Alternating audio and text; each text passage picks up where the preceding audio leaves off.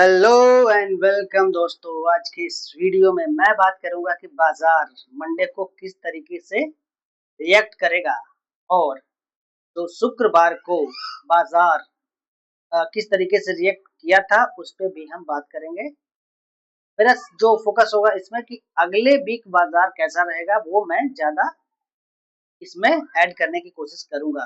Okay, तो video को like और चैनल को सब्सक्राइब जरूर कर दीजिए। अब मैं वीडियो को शुरू करता हूँ। आप देखो कि बाजार किस तरीके से मूव कर रहा है। उससे पहले मैं यहाँ पे देखना चाहूंगा जो भी जैसे कि क्रूड ऑयल, ये सब चीजें और ग्लोबल मार्केट। ओके, सबसे पहले मैं यहाँ पे क्रूड ऑयल को देखता हूँ। तो क्रूड ऑयल अगर देखो ब्रेंट क्रूड, तो ये 109 डॉलर यानी कि $10 के आसपास है। नीचे आने का बिल्कुल भी नाम नहीं दे रहा है। और इसका जो प्राइस एक्शन अगर आप देखोगे तो इस तरीके से बुलिश दिख रहा है। मे बी कॉस 115 तक जा सकता है, लेकिन कुछ भी कहा नहीं जा सकता। एक न्यूज और क्रूड ऑयल को, एक पॉजिटिव न्यूज और क्रूड ऑयल को ऊपर से नीचे पटक सकता है। ओके, तो ये चीजें है। दूसरी ओर मैं बात करता हूं कि जो इवन ये है हमारा रुपी। रुपी की बात करें तो $1 बराबर 96.14 के आसपास हाई लगाया है। ओके, ये काफी ज्यादा कंसर्न वाली बात है। हमारा रुपी इस तरीके से डिप्रिसिएट हो रहा है क्योंकि अगर आप देखो तो ऑलरेडी क्रूड ऑयल के प्राइस हाई है। तो भारत सबसे ज्यादा अ, सबसे ज्यादा जो खर्च करता है वो फॉरेक्स, वो क्रूड ऑयल को बाई करने में लगाता है। और गोल्ड भी है, और भी नीचे बहुत सारी चीजें हैं जो शामिल है। ओके, तो अब मैं बात करता हूँ कि निफ्टी कल किस तरीके से होगा। उससे पहले मंडे को बाजार कैसा रिएक्ट किया था इस पे हम बात करेंगे। ओके, मंडे को बाजार आप देखो कि जैसे मैं इसके 15 मिनट पे लेके आता हूँ। ओके, तो 15 मिनट के अंदर पे आप देखो कि बाजार मंडे को कहाँ पे खुला था। सॉरी सॉरी, मंडे नहीं, शुक्रवार को। ओके, शुक्रवार को कहाँ पे खुला था। शुक्रवार को बाजार ऊपर खुला था। ओके, ऊपर खुला था और ये जो एरिया था क्लोजिंग, क्लोजिंग काफी ज्यादा इंपॉर्टेंट होता है भाई। क्लोजिंग अगर अगर क्लोजिंग टूट जाता है, 15 मिनट कैंडल पे ब्रेक हो जाता है, तो बाजार नीचे आ जाता है। और क्लोजिंग नहीं टूटता है और क्लोजिंग के आके आसपास अगर सपोर्ट लेता है तो बाजार वहां से बाउंस करेगा। ये मैंने अच्छे खासे अपने ट्रेडिंग एक्सपीरियंस में ये देखा है। ओके, इसके पीछे का सिंपल लॉजिक, इसके पीछे का जो सिंपल लॉजिक है कि जो लोग अगर मैं बात करूं कि अगर ये ब्रेक हो जाता, ओके, तो जो लोग पुट होल्ड किए हुए होते हैं, पुट होल्ड किए होते हैं इस एरिया में, जैसे कि 23,000, 23,000 के पुट या 23,100 के पुट, 23,200। ओके, तो उनको फिर लॉस होना शुरू हो जाएगा। ओके, तो वो लोग अपना पोजीशन कट करते हैं। और मे भी हो सकता है कि जो ऊपर में जो पुट शॉर्ट किए होते हैं, ओके, सेलर होते हैं, तो अगर वो लोग इंतजार करते हैं कि यहाँ पे क्लोजिंग है तो वहां पे सपोर्ट लेकर के ऊपर जाएगा। ओके, तो अगर ये टूटता है तो ऊपर वाले भी एग्जिट करते हैं। तो ये वजह है कि प्रेशर आता है जब क्लोजिंग प्राइस टूटता है तो। ओके, तो आप देखो क्लोजिंग प्राइस के आसपास आया और वहां से बाजार में तेजी से रिकवरी आई और बाजार एक अभी जो बाजार बंद हुआ है वो 23,650-60 के आसपास बंद हुआ है। ओके, अब मैं बात करता हूँ ग्लोबल मार्केट की। ग्लोबल मार्केट में अगर आप देखो तो मैं देख रहा हूँ यहाँ पे कि डाउ जोन्स 1.07% ये दिखा रहा है। ओके, नेस्डेक कल अच्छा खासा गिरा था क्योंकि नेस्डेक भागा भी था काफी ज्यादा। अगर आप देखो नेस्डेक में यहाँ पे लगा दूं, नेस्डेक ने जितना Nasdaq composite, okay, 1 day time frame पे अगर आप देखो नेस्डेक कितना ज्यादा भागा है। अगर मैं यहाँ से देखूं उसके मुकाबले अब हमारे जो मार्केट है उसके मुकाबले कुछ नहीं है। 27% की रैली आई है इस एरिया से।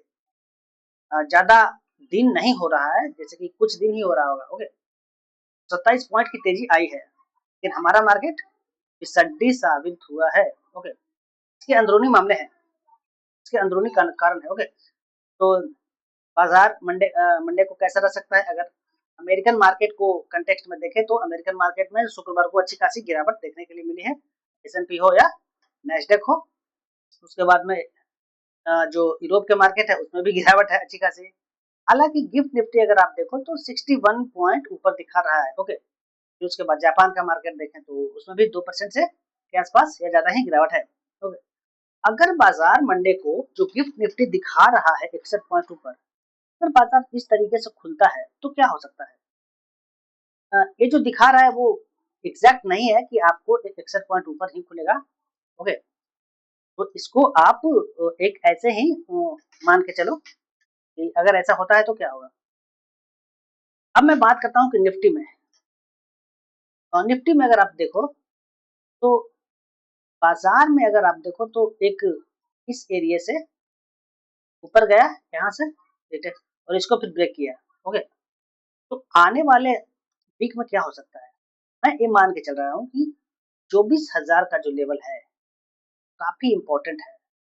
जब तक बाजार 24,000 के ऊपर वन डे टाइम फ्रेम पे एक अच्छी खासी ग्रीन कैंडल क्लोज नहीं करती है, बाजार में ज्यादा आपको ऊपर के लेवल नहीं दिखने के लिए मिलेंगे। हालांकि जिस तरीके से अब मतलब महंगाई भी बढ़ा है, ऑयल के प्राइसेस बढ़े हैं, तो महंगाई भी बढ़ने वाले हैं, तो ये सब सारी चीजें बाजार को ऊपर जाने से रोकेगी। FII का फ्लो भी हो रहा है। ओके, तो जब तक बाजार 24,000 के ऊपर अच्छे खासे कैंडल में वन डे टाइम फ्रेम पे क्लोज नहीं करता है, भूल जाओ कि बाजार ऊपर जाएगा। अभी मैं देख रहा हूँ कि ये जो रेड वाले लाइन है वो 20 EMA है।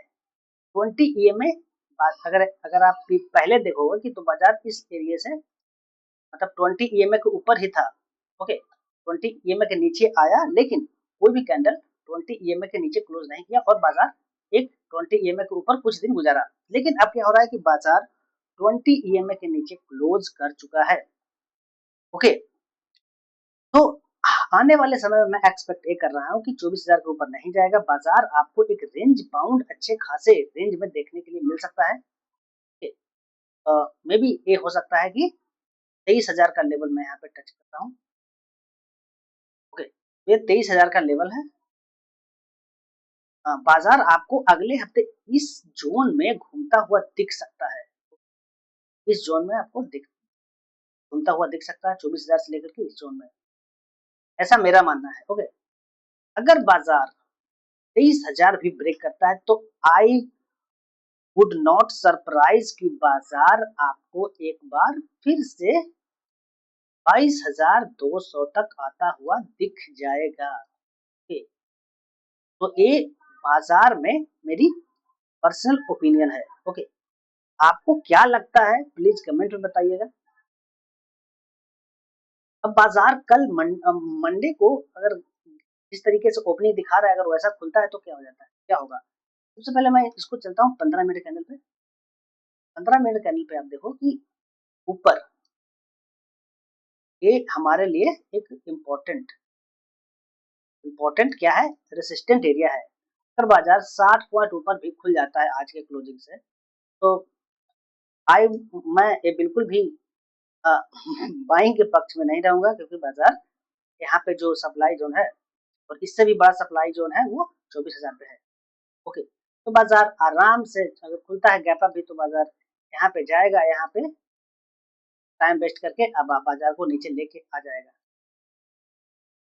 तो इस तरीके से बाजार मूव करेगा। मैंने बोला कि 24,000 के ऊपर जब तक बाजार नहीं जाएगा, एक दिन का कैंडल क्लोज नहीं होगा, बाजार में अच्छी खासी तेजी देखने के लिए नहीं मिलेगी। और सबसे जो बड़ा इंपॉर्टेंट है, स्टेट ऑफ हॉर्मुज वाला मुद्दा जब तक नहीं सुलझेगा, जब तक ओपन नहीं होगा पूरी तरीके से, इंडिया को अच्छे तरीके से ऑयल नहीं मिलना शुरू होगा, तब तक तो कोई भी चांस नहीं है बाजार को ऊपर जाने के लिए। अगर 15 मिनट कैंडल पे आप देखो तो जिस तरीके से लोअर लोअर बनाना शुरू कर दिया है, तो ऑफकोर्स जिस तरीके से अगर ऊपर जाता है तो आपको इस तरीके से लोअर लोअर बनाकर नीचे आता हुआ दिखेगा। तो था हमारा एनालिसिस निफ्टी में।